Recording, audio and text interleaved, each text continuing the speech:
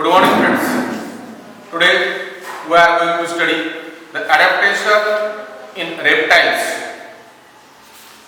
Observe for a while, keep some distance.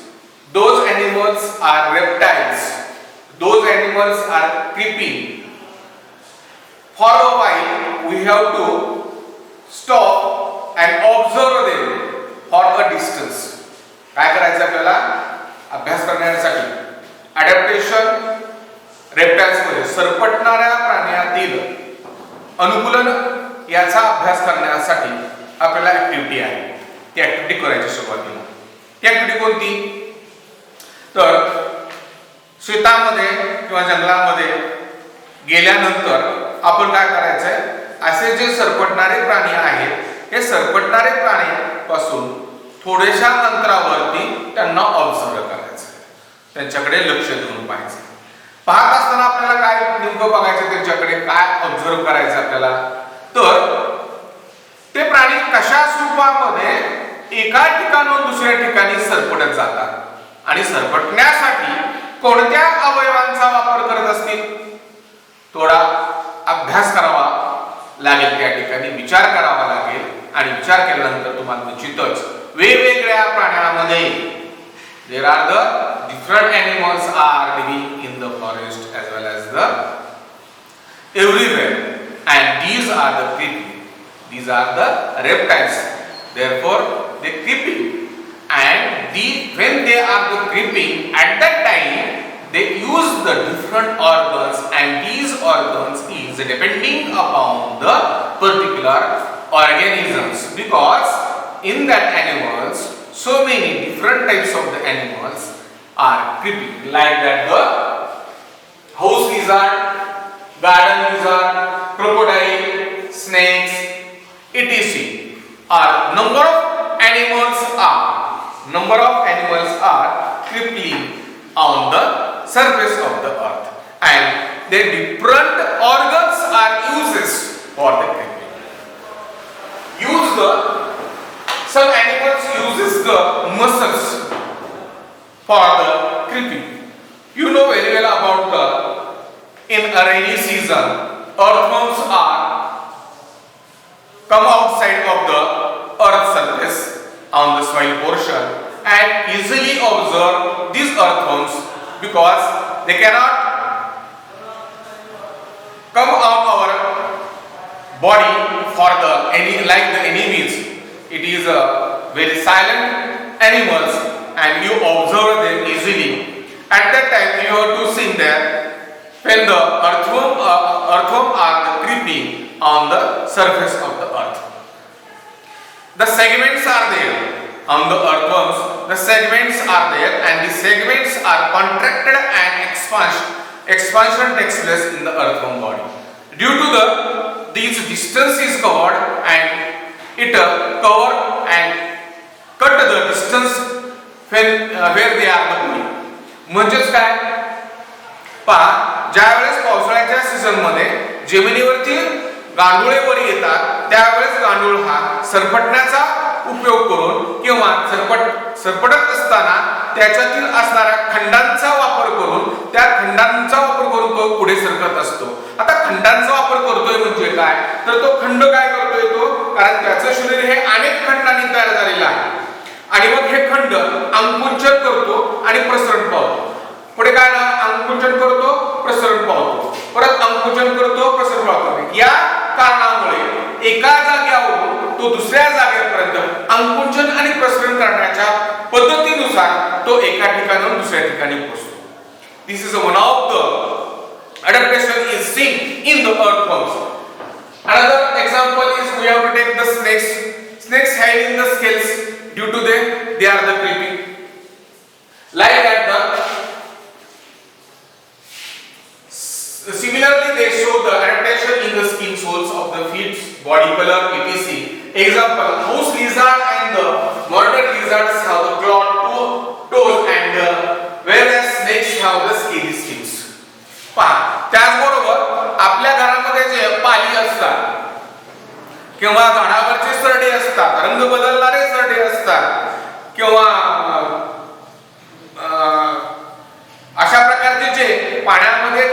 जमिनीवर जमिनीवरती झाडावरती वाढणारे जे सजीव प्राणी आहेत या सजीव प्राण्यांच्या पायामध्ये नखे आणि त्याचे जे पाय असतात ते गादीसारख्या रचनेचे असतात. त्यामुळे ते झाडावरती किंवा भिंतीवरती चालत असताना नख्याचा वापर करून आणि त्या गादीसारख्या पायांचा वापर करून ते त्यांच्या भक्ष्यापर्यंत पोहोचू शकतात आणि ते त्याचं स्वतःमध्ये अनुकूलन करून आपलं जीवन जगत असतात. पुढे आपण पाहणार आहोत adaptation in the food for the animals. Adaptation for food in animals. सजीव सृष्टीमध्ये सर्वच प्राण्यांमध्ये अनुकूलन घडतं, परंतु सुरुवातीला आपण विचार करूया की अनुकूलन नेमकं कशासाठी करायचंय, अनुकूलन सजीव का करतात. Why these animals are adapt the character in the nature when they are the developing growing at that period. One thing is that the nutrition is essential for the growing purpose. जर खाल्लं तर जगायचं जगता येईल, जर खाल्लंच नाही तर जगता येणार नाही. आणि म्हणून सजीव ज्या वेळेस जगत असताना त्यांना अन्नग्रहणाच्या पद्धती शिकाव्या लागतात आणि मग अन्नग्रहणाच्या पद्धती त्याच्या सभोवताली असणाऱ्या परिसरावरती ते अवलंबून असतं. आणि त्यामुळे जेवढे काही प्राणी आहेत हे सर्व प्राणी दोन प्रकारचे अन्नभक्षण करतात, एक शाकाहारी आणि दुसरं मांसाहारी. Means that there are the two types of the animals, there are the two categories are known in the animals. One is a carnivorous and another is a herbivorous.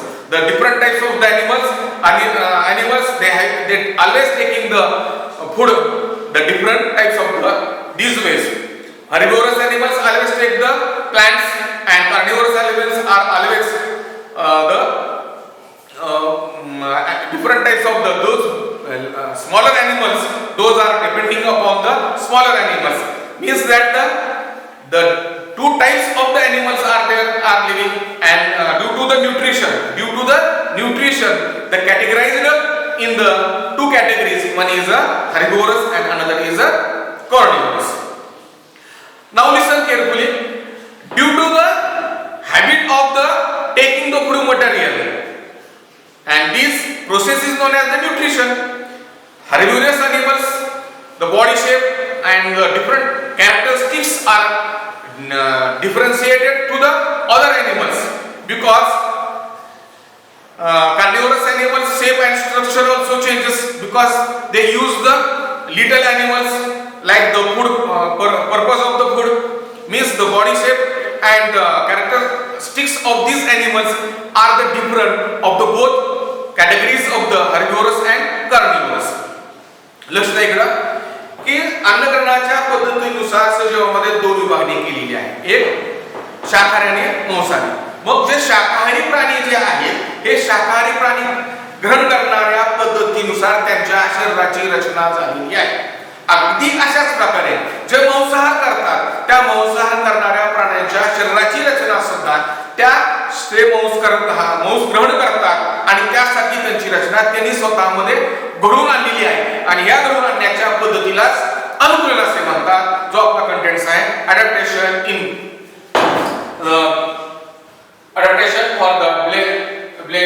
adaptation for food in the animals. अन्नग्रहण करण्याच्या पद्धतीनुसार त्यांच्यामधील असणारं झालेलं अनुकूलन. आता एक उदाहरण देतो. जे मांस भक्षण करतात त्या प्राण्यांच्या तोंडामध्ये सुळे दात मोठे असतात. जे अन्नभक्षण करत नाहीत त्यांचे सुळे दात बाहेर आलेले नसतात किंवा जबड्याच्या बाहेर आलेले नसतात. त्याचबरोबर त्यांच्या आतड्यांची जी लांबी असते, मोठ्या आतड्याची लांबी ही जे अन्नभक्षण करत असताना मांसाहाराचं अन्नभक्षण करतात ते मोठ्या आतड्यांची लांब असतात आणि जे शाकाहार करत असतात त्यांचे सुळे दात नसतात आणि त्यांच्या मोठ्या आतड्याची लांबी ही कमी प्रमाणामध्ये आढळून येते. आता तुम्हाला प्रश्न पडला असेल, सर आम्ही काही समाजातील काही घटक मानव घटक आम्ही मांसाहार करतो, मग आमचे सुळे दात आमच्या बाहेर जबड्याच्या बाहेर का नाही? तर याला सुद्धा आपण जेव्हा सजीव सृष्टी निर्माण झाली तेव्हापासूनच्या आजपर्यंतच्या कालावधीमध्ये आपण घडवून आणलेलं हे अनुकूलन होतं. म्हणून पुढचा कंटेंट येतोय पहा, adaptation for blending with the surroundings. सभोवतालच्या परिसरानुसार आपण काय करतो, आपल्यामध्ये अनुकूलन करतो. One of the best example of the this type of adaptation blending with the surroundings, we cannot easily spot lizards and grasshopers. Definitely no. तुम्हाला माहिती आहे जेव्हा आपण गार्डन मध्ये फिरत असतो त्यावेळेस फुलपाखरांना आपण सहजासहजी पटकन पाहू शकत नाही किंवा नाकतोडा आपण सहज ओळखू शकत नाही किंवा झाडावरचे किंवा फांदीवरचे किंवा झाडावर असणारे जे सरडे असतात यांचा आपण रंग ओळखू शकत नाही. याचं कारण कोणतं तर त्यांनी जगण्यासाठी स्वतःमध्ये केलेलं सामर्थ्य आहे.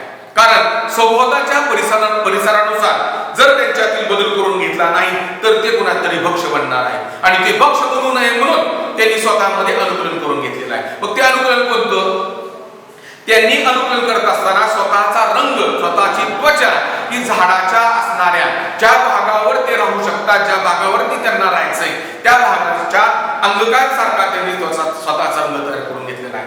उदाहरणार्थ काही सरडे हे पानामध्ये राहतात तर पानांचा रंग त्यांनी ऍक्सेप्ट केलेला आहे. काही फांद्यावरती राहतात काही फांद्यांचा रंग ऍक्सेप्ट केलेला आहे. काही कलरफुल फुलांच्या आसपास ते वावरत असतात कारण त्या ठिकाणी कीटक येतात आणि ते कीटक ग्रहण करण्यासाठी त्या फुलांच्या जवळ ते वावरतात आणि मग फुलांच्या वेगवेगळ्या रंगानुसार त्या सरड्यांचा रंग सुद्धा त्यांनी वेगळा करून घेतलेला आहे. हे सामर्थ्य त्यांच्यामध्ये त्यांनी निर्माण केलं. हे सामर्थ्य निर्माण करत असताना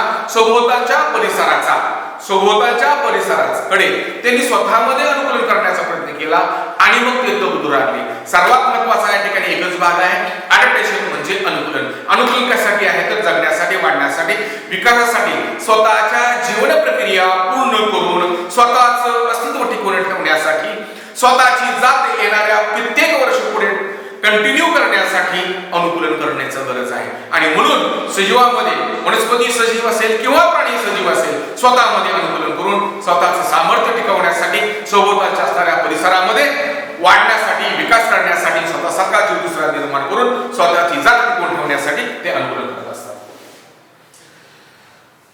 Changes that takes place the various organs and the life process organism that able to live, feed, reproduce, protect themselves from their enemies in the surroundings according to the habitat and its geographical condition are all the adaptation. म्हणजेच काय मी सांगितलं आता भौगोलिक परिस्थितीनुसार सुद्धा काही सजीव त्या भौगोलिक परिस्थितीनुसार स्वतःमध्ये अनुकूलन करतात आणि स्वतःचा जीव सावध ठेवून पुढच्या पिढीकडे आपले गुणदोषासह पुढे सजीव सरकवत जातात. थँक्यू.